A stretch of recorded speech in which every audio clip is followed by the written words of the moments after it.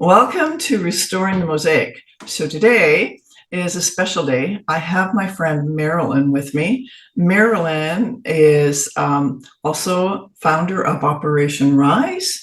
And what's your designation for Sid Roth in Canada? It's President and CEO of the Canadian Ministry of the Sid Roth Ministries in Canada. So my plate is full. Yes, wonderful lady and wonderful friend.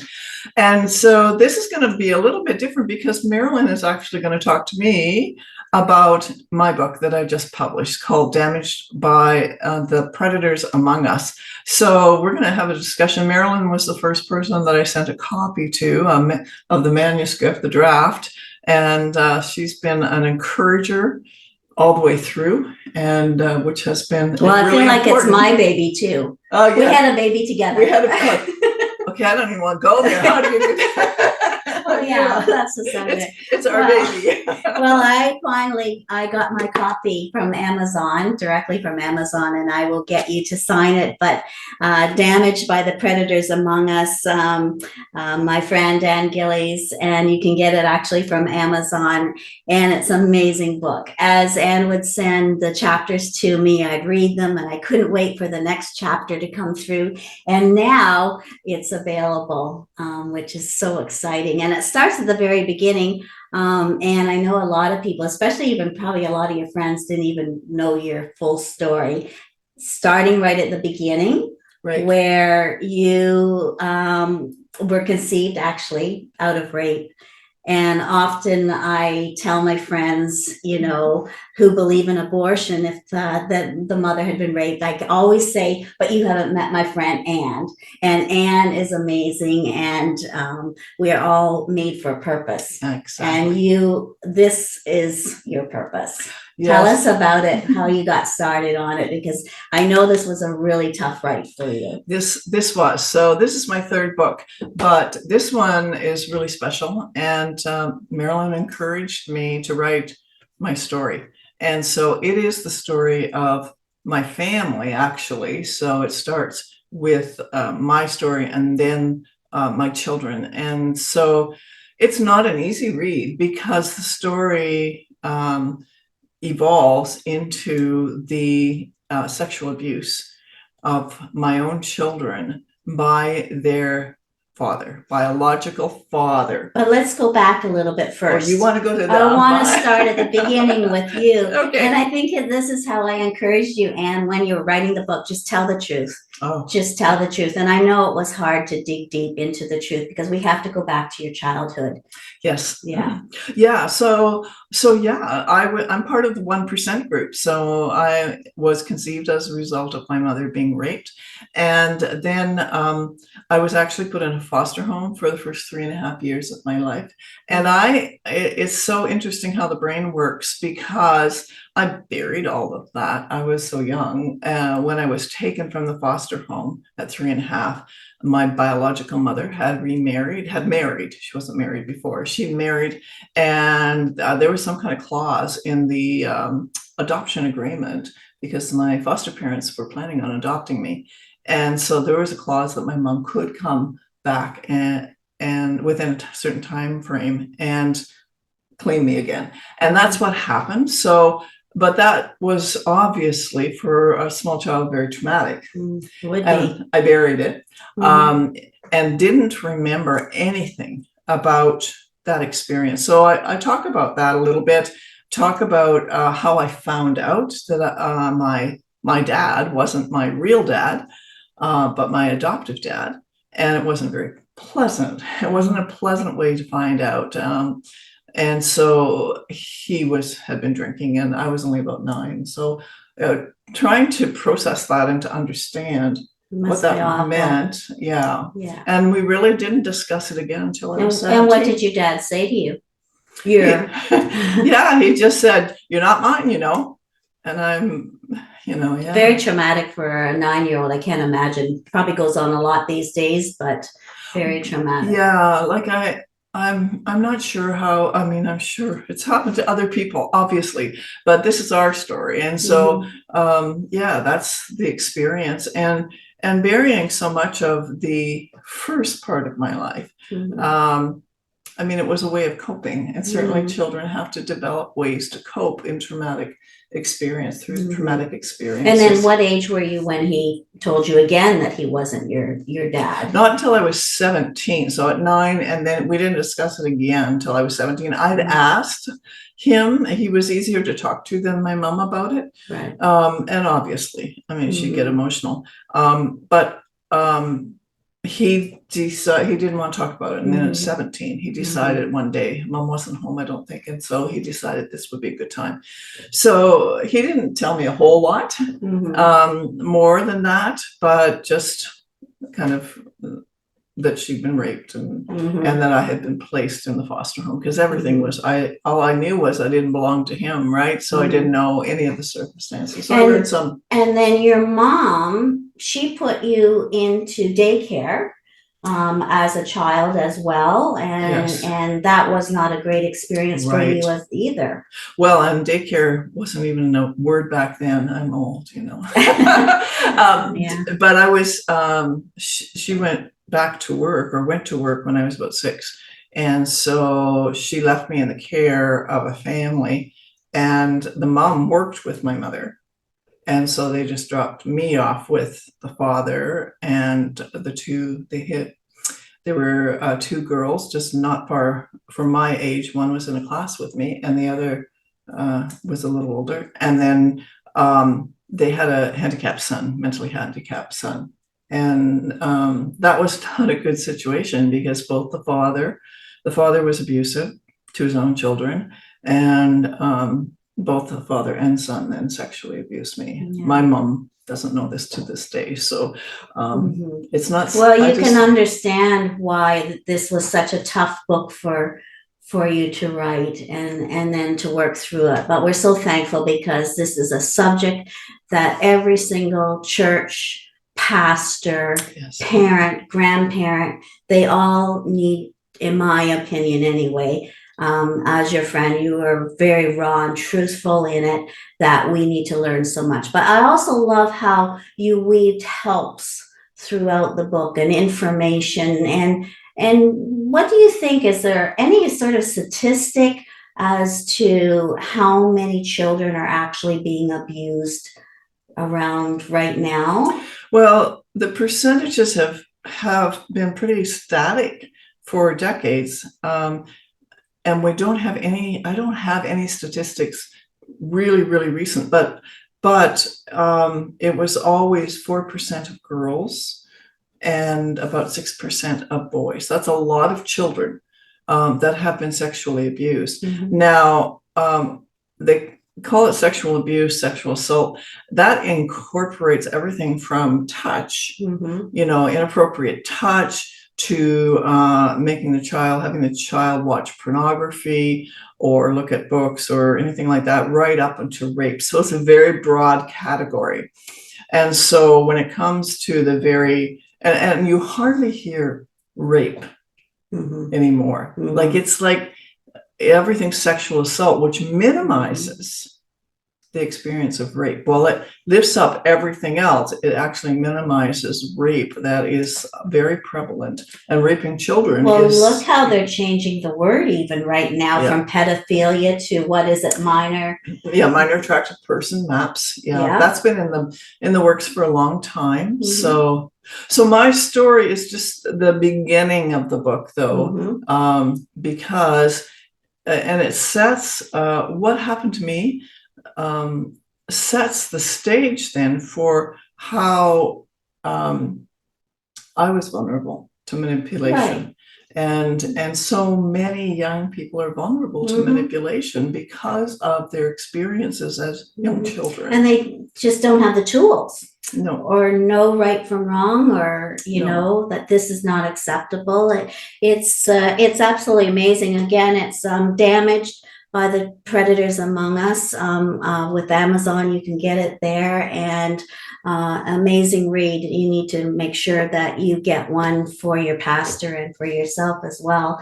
So what happened after that, Anne? You had the most calm life of any person I know. Well, yes, but when you come over today, I let you know it's anything but calm sometimes. sometimes we just need to vent, right? Yes. But yeah, like I mean, I fell in love. I thought it was love. I'm actually, I was very much in love with this young man who proclaimed his love to me.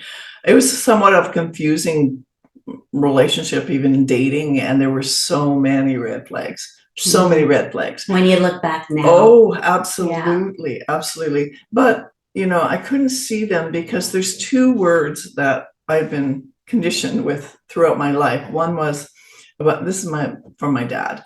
One was that I was ugly, and the other one was that I was stupid. And Words. so words, the power of your words, right? And those words were in my heart and in my spirit for years and years, even into adulthood. And so I believed I was unlovable. My core sense, I believed I was unlovable. And if this man proclaimed that he loved me, then this must be it, right? And I was very young, and I didn't have guidance from my parents. Right.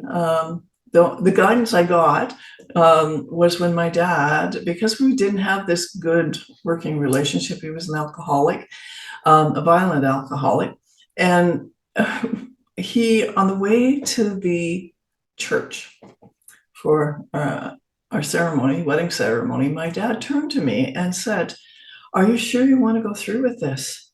We could call it off." And I was like, another flag. oh, I'm like, if only he had have said this to me 2 months before, or even 2 weeks before. But here I am, like half a block from the church, and all I could think of is, I can't do that. Look at all those people that are waiting. And you so hear that a lot. So this sense of a responsibility for everyone else, which is exactly where I've been for much of my life, right? Yeah. So yeah, and Dad saw or knew something I didn't know, and I wish, you know, looking back, hindsight, right? But yeah. And so what was that marriage like? Hell on wheels. Well, we had been married about a year, and then my former husband told me he'd had a homosexual affair. Actually, 2 years. A homosexual affair. Yeah, and I found out. So fast forward. Of course, not fast forward. Let me slow down for a second.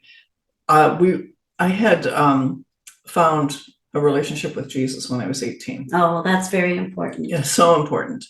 And that was the only reason I made it through, really. You know, I can't imagine doing it without him. Yeah, and holding on to Jesus in those difficult times.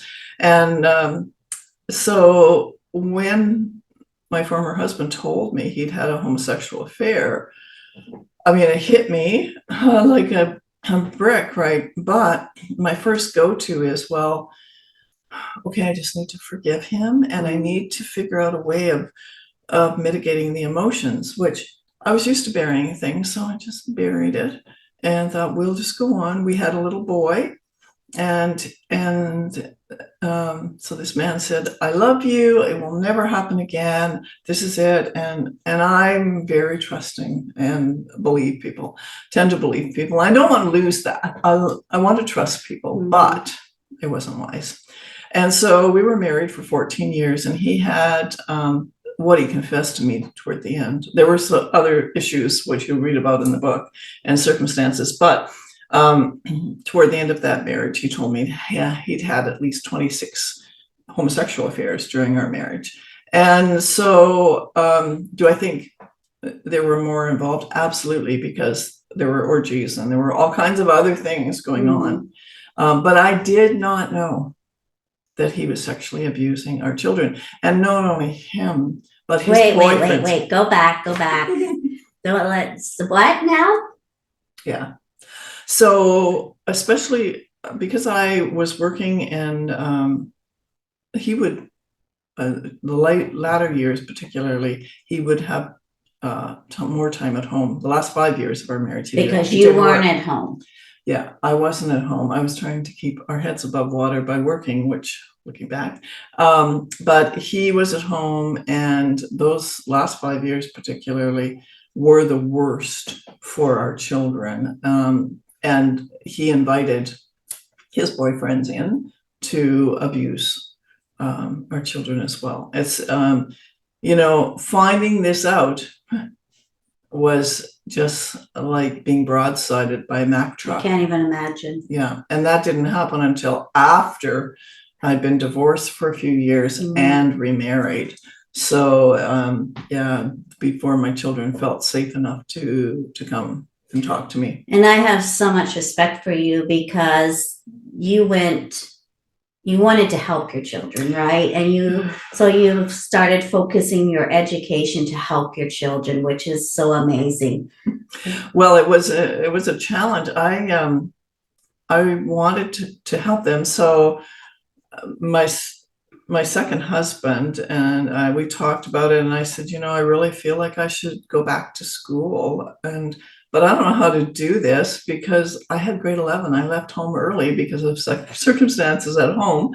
And so our pastor was extremely helpful and encouraging. And so he said, yeah, you can do this. And so he gave me some suggestions, and I ended up doing an undergrad at a Bible college so I did theology and counseling. And I ended up doing that right through my master's and Ph.D. So I started off small because I didn't know if I could do the work. And so I took a sociology course online years ago to see if I could even pass it. I had no idea. Anyways, I did very well. And so that was my toe in the water. And then I jumped in and did the undergrad, and then quickly did the master's and didn't do my PhD for quite a while because I ended up, my kids were by this time growing up and going out of the house. And so they were adults. And so I started a private practice and focusing on survivors of abuse, which so important. Oh, it was a wonderful, you know what? I loved my work, even though, people have such painful stories. And it's hard. It's very hard for them. But I just loved being there, present with them. And because I had theology and psychology, and particularly with the master's and PhD program, that was focused on how to integrate those two aspects in helping people. And so lovely. I saw a lot of Christians and non-believers, but they knew spiritually where I was. I was very open about that, and if they wanted to pray, and it was good. Well, and you also, not only have you lived it, you've counseled with people. Like, you are the best person that I know to be advising and teaching and preparing other people. I really love what you have on your Restoring the Mosaic. We have it there, educating with verifiable research and advocating for our most vulnerable. And that's exactly what her ministry is. And I'm so thankful. So this is your third book now. Yes. Yeah. Let's say it again in case anyone wants to get it. It's Damaged by the Predators Among Us on Amazon. So this is your third book. What are your other books? Well, the first one was about integrating psychology and theology in treating individuals with complex traumatic stress, but it was written particularly for pastors and chaplains and Christian workers that come in contact daily and many times unwittingly with individuals who are exhibiting symptoms of being abused and all of the psychological aspects of that, and for pastors to begin to understand that this is what's going on underneath and how to help them. My son said to me, well, Mom, that's really good, but every chapter could be another book. And I said, well, it was a general overview. I was trying to put some helps in there for pastors and leaders. Which they certainly need, especially nowadays. Oh, it's so rampant. When you're asking about statistics earlier, well, I don't have it off the top of my head. It is not, it's not a surprise that we're seeing escalation of child sexual abuse. Right. And what is happening. I don't even need statistics for common sense to show us what's going on. Mhm. And it's not just, of course, ours was in our home, a Christian home, so to speak, supposedly, and but not with Christian behavior from my first husband. And so not just in the world, but in the church, it's infiltrated. And now what we're seeing is a whole aspect of gender ideology infiltrating into the church. Absolutely, it is. And it is setting children up. What we're seeing them being taught in the schools is indoctrination, long and short. There is by the teachers. Yeah. And just recently, I was talking with a friend of yours, and I was really intrigued by what she was saying about helping children who'd been sex trafficked in Cambodia. And she was talking about some of their safeguards around these children and how someone had to actually stay in the dorm rooms, in the dorm rooms with these young girls because they were sexually active. They were just young children who were being so sexually, I want to say compromised, but they've been raped, and they had been held captive for sexual favors. It just burns me.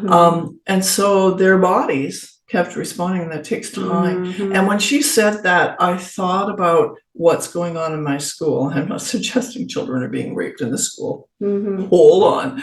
But they are being taught to lower their resistance to any sexual advances by anyone. And that is setting these children in our generation, and it's on our back, so to speak. Our watch. It's our watch that we have set our children up for predators, for pedophiles, to have easy access because their defenses, the children's defenses, are broken down and minimized. And so we can't, you know what's really sad?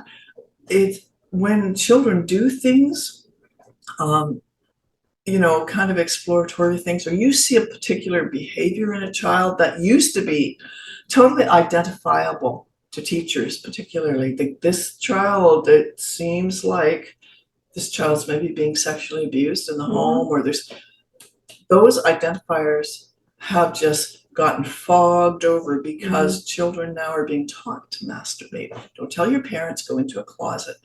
All of those things. I'm sorry to be so graphic, but this is the reality. But we have to be graphic about it. There's teachers are certainly being graphic about it with the kids. So sad. It's so sad. And your second book, then we'll just go back real quick. Closing the Floodgates, setting the record straight on gender and sexuality. I should have had a copy. A lot of information in that book as well. But today we're talking again about damage by the predators among us.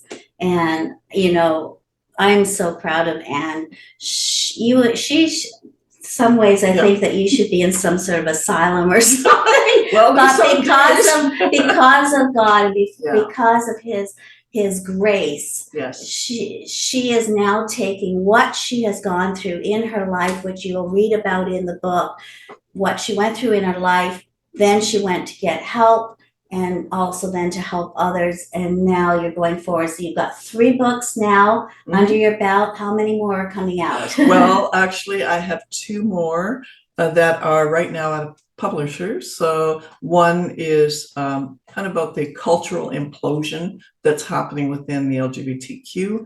And the second, it's just a short book. And then the next book that I've just sent off is a book about 2 young girls who met at 4 years old and kind of go through elementary school. And then subsequently there's some traumas happen to one young girl, and she ends up in her preteen beginning to transition. And so it's their story. And I had a comment back from someone who just read the first rough draft, and they were very happy with it. So That's so there'll be 2 more books out probably by end of February, March, and then I'm working on another one for next year. So That's amazing. Yeah, Wow. yeah. Yeah, I don't know where you get all the time for it when Well, it's time to retire. I'm retired, so now I have time, right? Oh yeah. So I'm just so proud, and you know, my lane, I always say it's my lane, I believe, is working with pastors and leaders.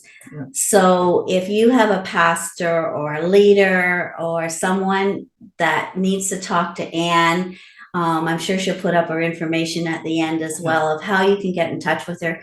We need to get her in speaking, you know, at pastors' conferences and maybe even at your church. She could review the book or have a book party. You know, there's a lot of, Oprah does all those book party things, so we can start having book parties. But we definitely need to get this information out there because I know it's a subject that we all want to just sweep under the rug, but we can't. We've got grandkids and kids and coming up the next generation, and it's a mess of what's going on out there, and it's so rapid and it's happening so quickly. I cannot believe what is going on among the kids. So thank you, Anne, and thank you so much for writing these books. And again, I just want to say you can get it on Amazon. Also, what about your website? Yes, if you go to my website, it's listed there, and I can actually mail you a copy directly. What is your website? My website is www.restoringthemosaic.ca. Yes. So it's pretty easy to find. Check it out. I've got lots of information in there, and my desire really is to alert parents and to protect children. Yeah, I know. That's your heart. Yeah, to protect children, because no one wants to go through what my children experience, and they should never have had to experience those things. And so how do we prevent that? And how do we bring back our children into a place of here's a good word that people don't want to talk about, innocence. You know, we love looking at innocent young children and how they behave, and they're just so you know, they just seem so real and somewhat pure, you know, little kids, and we've lost so much of that. The children have lost that, and that is just absolutely diabolical.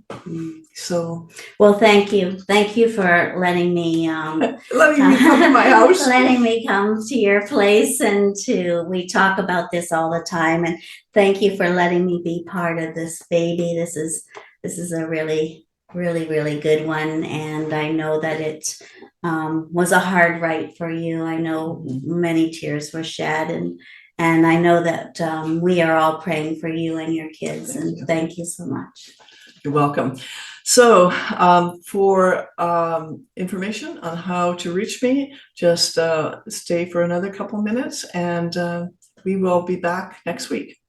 Thanks. Bye-bye.